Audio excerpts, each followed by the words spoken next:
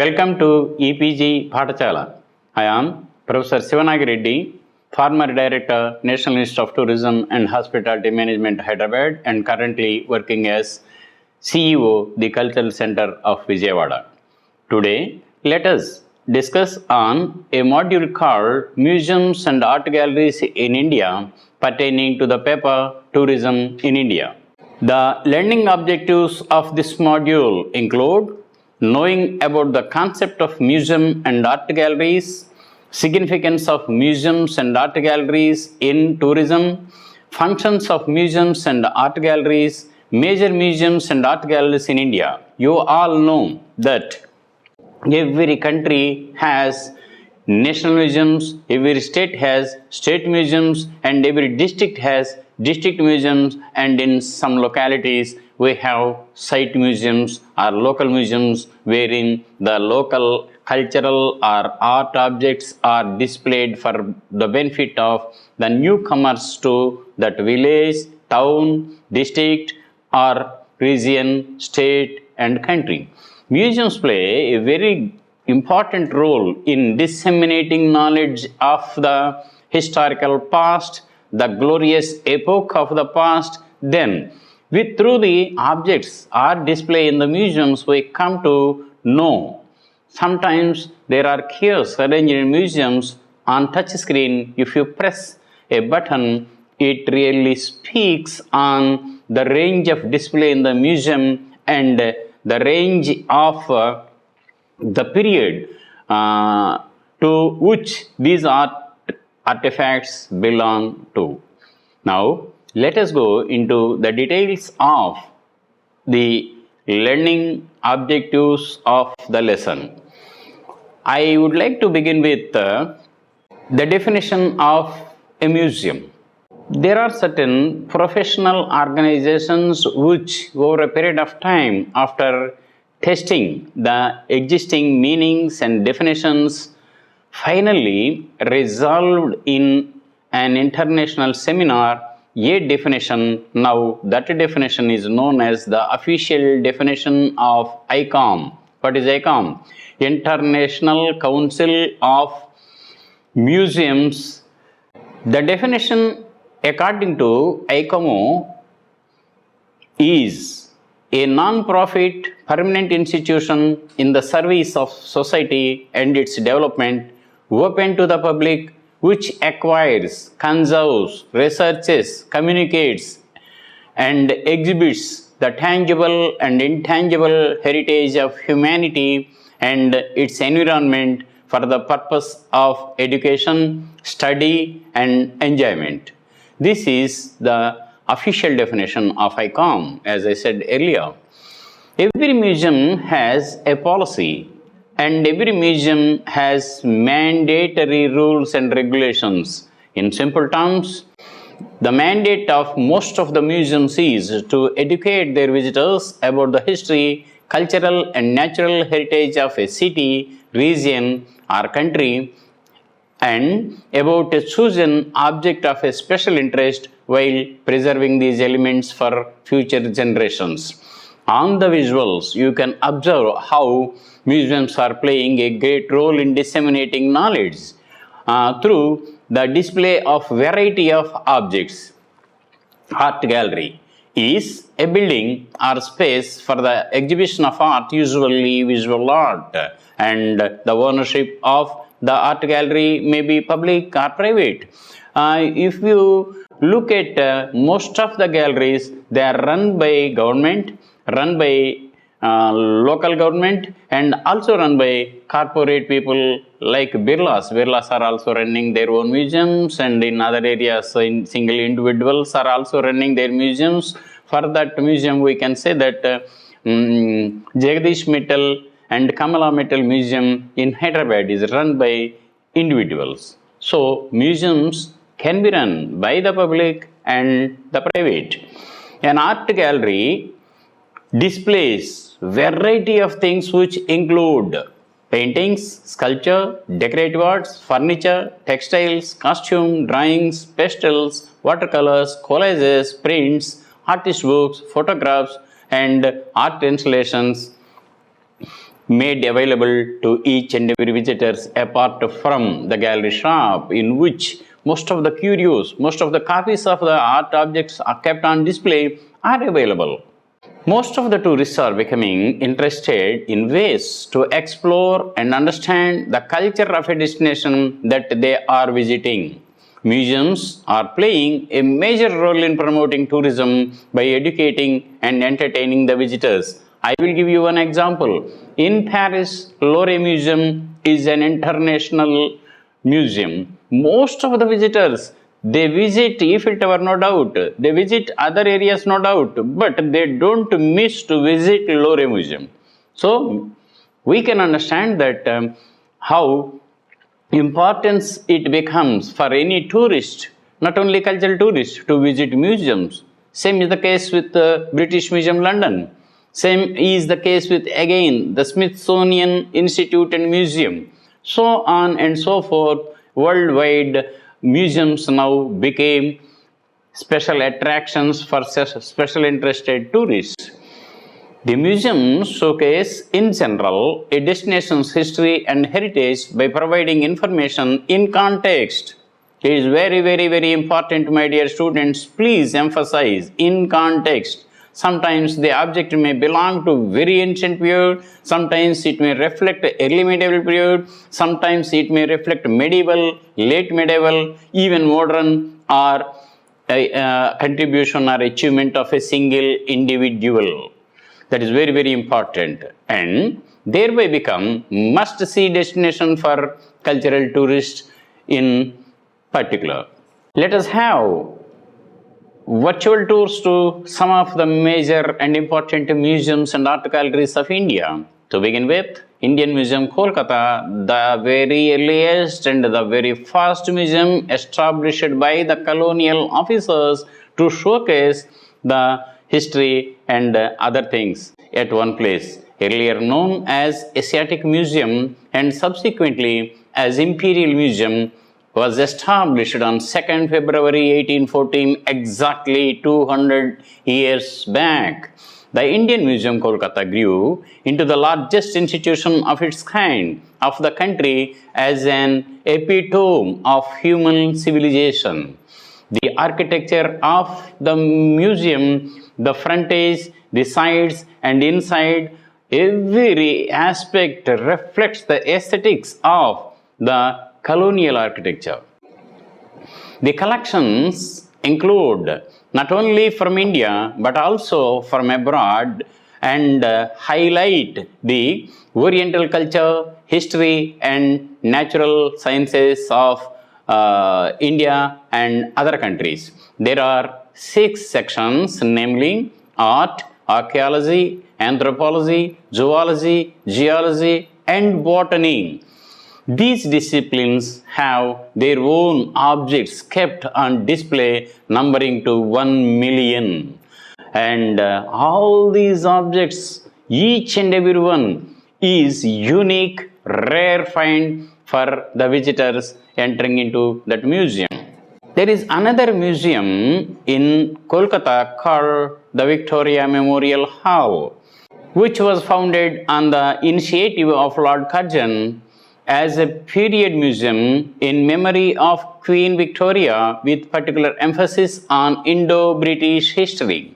Built on a 57-acre land, it is called the Taj of the Raz because of its recognition as the finest specimen of Indo-British architecture. The Victoria Memorial Hall collection has 28,394 artifacts displayed in 9 galleries that encapsulate the history of India, extending over 3 centuries, beginning from 1650 AD. Just look at the images which are provided in the slide, the different views of the museum and different objects on display. Now we are moving to equally important museum called the National Museum in New Delhi, located in Janpad, very close to Rashtrapati Bhavan and other places of attraction. Inaugurated in the Rashtrapati Bhavan originally by Sri C. Rajagopalachari, the then Governor General of India, on 15th August 1949, exactly after an year of India achieved the independence, was shifted to the present building in Janpal.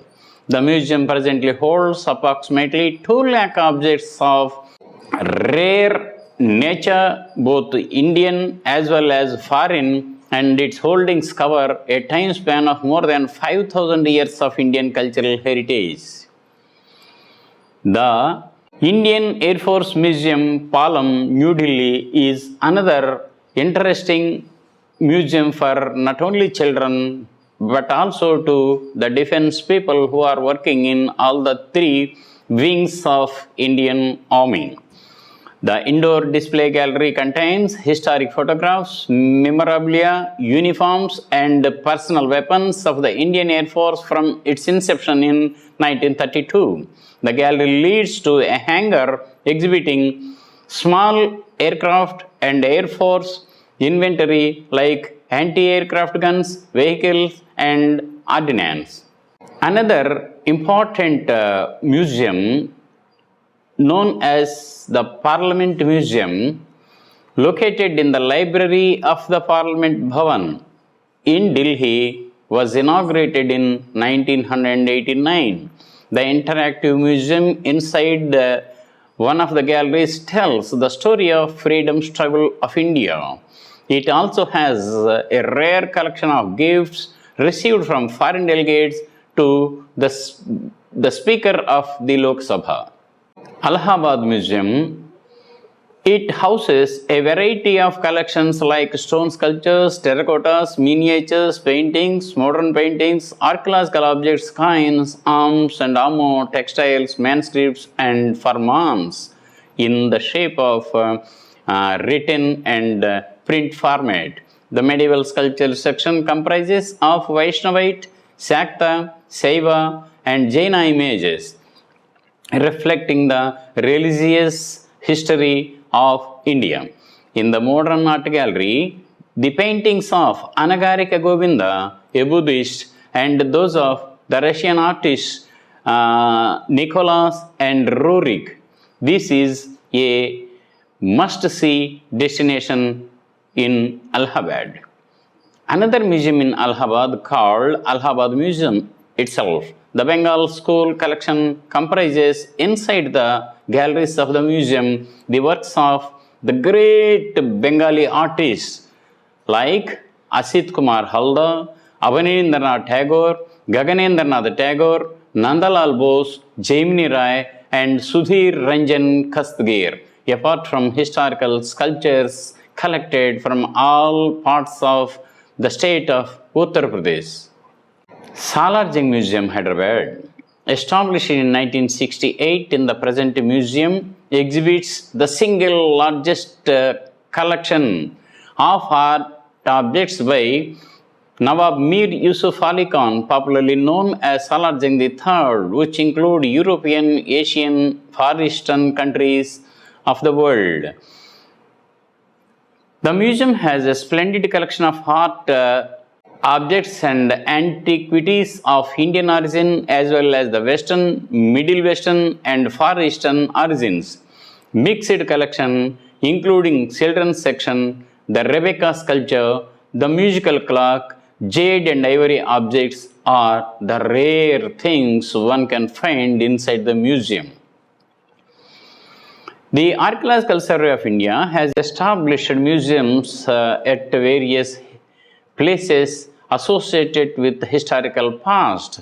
Similarly, we also have a same and local museum called Archaeological Survey of India Museum at Goa. The site museum was established in 1964 and reorganized in 1982. It houses a portion of the Church of Francis of Assisi, in which most of the art objects and cultural artifacts are kept on display. It again consists of 8 galleries showcasing the prehistoric, early historic period, and late medieval period objects. displays the portraits of governors and viceroys, wooden sculptures, pillars, capitals, postal stamps belonging to the Portuguese period in Goa. Nagarjunakonda Museum in Andhra Pradesh, as I said earlier, this museum was also established by the Archaeological Survey of India since it has taken up the excavations under salvage archaeological operations from 1954 to 1960 and retrieved a whole lot of antiquities representing the prehistoric times to the medieval times, but majority of the art objects are Buddhist in nature. Buddhist sculpture, Buddhist inscriptions, then Buddhist antiquities, Buddhist holy relic caskets, apart from the Jain and Hindu sculptures and inscriptions. This is again a must-see museum because it is located on an island, hence called it as an island museum. When people are in and around Nagarjuna Sagar, a world famous dam and also a world famous Buddhist site, it is a must for them to just have a walk inside the galleries of the museums.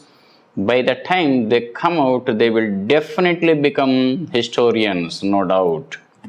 My dear students, visiting museums is one aspect, but that there is a technical aspect. What is it? How to collect antiquities, then how to conserve them, and how to display them, then how to interpret the history, aesthetics, or whatever it may be to the visitors, then how to publish companion guides or what we call guidebooks of a museum. For this, there are certain universities offering courses in museology. In MA Archaeology, most of the universities are offering museological studies as one subject. In other terms, there are also diplomas offered, diploma in museological studies, diploma in gallery management, and a diploma in interpreting the museum objects like that. There are people working in the galleries and museums. They are called with different terminology. The head of the museum will always be a curator, and in Archaeological Survey of India, these are called as directors of museums, then assistant directors of museums based on the stature and category of the museum. National Museum has a very big post called the Director General National Museum. And inside the museums, the people who take care, varieties of people are there employed inside the museum. The establishment of museum consists of the administrative wing, the accounts wing, and the technical wing. Technical wing again is bifurcated into two, run by the archaeologists, the museologists, the conservationists, the epigraphists. Again, there are another two categories of people. One is museum interpreter, another is a guide. So, all these staff members will involve right from collecting the art objects. Where from? From the excavated sites, from donations and gifts of the personal collection, from purchase through art purchase committee. They collect art objects and curios, whatever the thing that bears historical significance. They will be brought inside the museum, make an inventory, then send it to the chemical conservation laboratory, which is run by well-trained people. They will examine. If it needs, they treat with the chemicals. If it doesn't need, they will send for examination of the archaeologists and museologists for display. Even display is not an easy job. We cannot simply display as we like. There is a science in which how to organize a bronze sculpture, how to display a small coin, how to display a big wooden chariot. So these are some of the things that the archaeologists and the museologists will think over. Then there will be a combination of other people, including architects, engineers, aestheticians, then interior decorators. They all will be pulled up at one place and presented the objects for display. One more aspect here is lighting. Lighting is an essential ingredient inside the museum. Then labeling, short labels and legend boards, then translates, everything. So running a museum is not an easy job, but it gives maximum satisfaction that we are preserving the objects of cultural heritage of our own country. We are disseminating the historical past to the visitors. Finally, the thing that the museums also do is some of the art objects are kept on sale. They are replicas, not the originals, kept on sale for a quite considerable prices made out of different media. Then they will also collect from the gallery shop at the reception area is known as companion guide or a small guidebook which gives the glimpse of the art objects on display. This is all about the museum administration in which you should also be familiar with, because some of the students may join Archaeological Survey of India or State Department of Archaeology or in universities where museums and art galleries are to be manned by you. The Government Museum Chennai, established in 1851, is the second oldest museum in India after the Indian Museum Kolkata. The museum, in its 6 buildings and 46 galleries, showcases a variety of artifacts and objects such as archaeology, numismatics, zoology, natural history, sculptures, palm leaf, manuscripts, and Amaravati sculptures. The Children's Museum in the complex houses several static exhibits which really thrill the younger generation. National Rail Museum, yes, Indian Railways also have their own museum. They also has a heritage since 1.5 decades, more than 1.5 decade. They have a history of railways in India.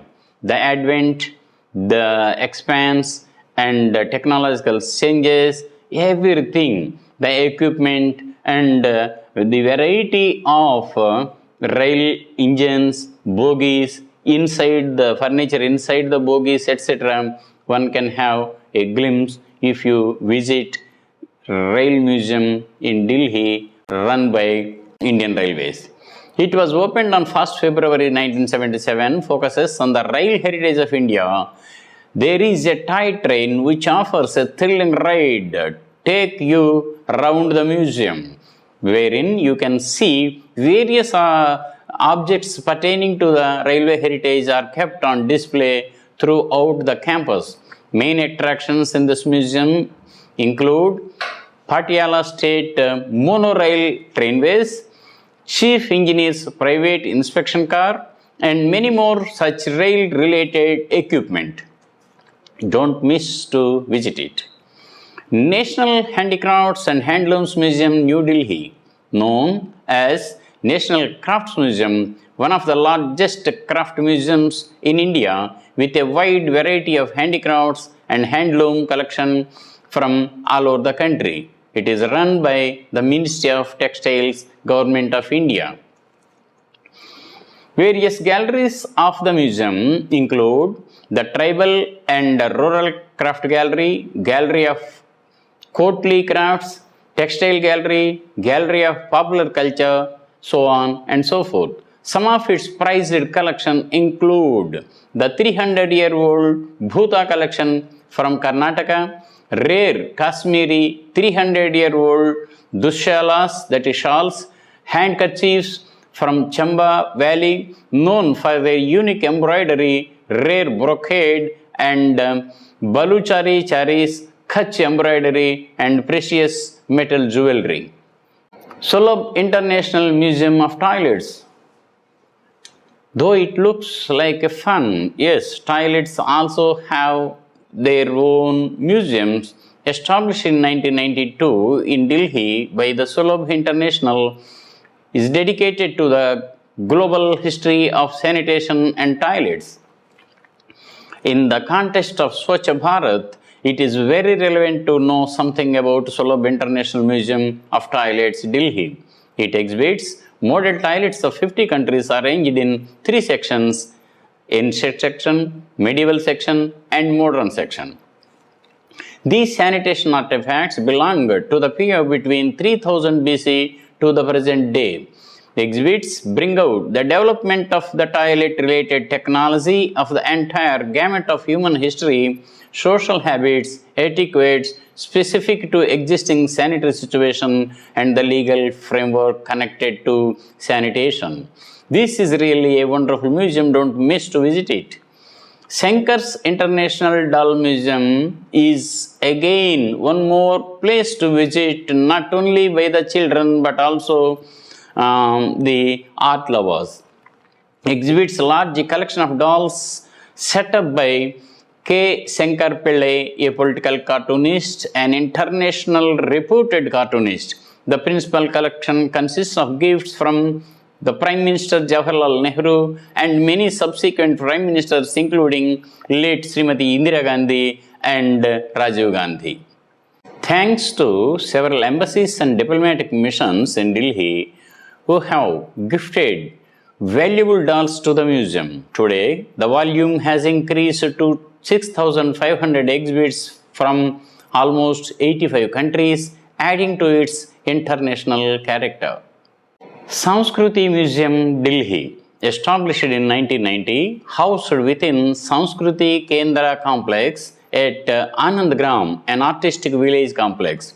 There are three museums within, namely Museum of Everyday Art, Museum of Indian Terracottas, particularly tribal, and Museum of Textiles.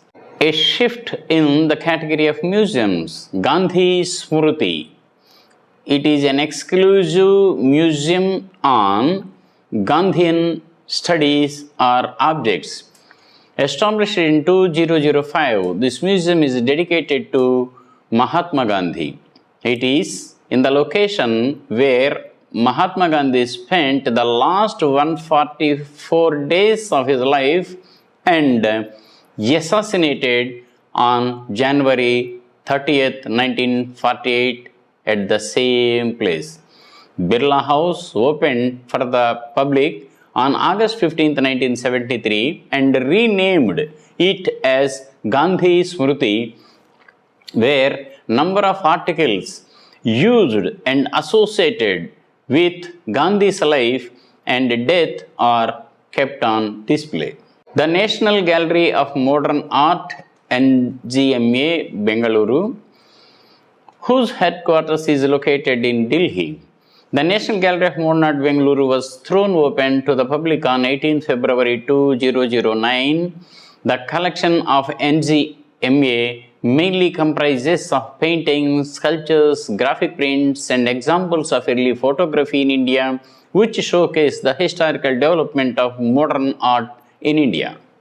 To sum up, my dear students, through this module, we learnt what a museum is, what an art gallery is, and how these two are related and correlated for development of tourism in India while examining various art objects displayed in various museums right from Indian Museum, Kolkata till to the Sankar's Doll Museum. So, variety of art objects convey the historical past, the ethos and values, and again the artistic talent of the man and sociological, technological, and economic development of India in general. Thus, coming to know, visiting museums and art galleries not only as a tourist but also as an appreciator of artistic talent, need to visit the museums and the galleries not only within the vicinity but also at places when you are on new destinations. Thank you.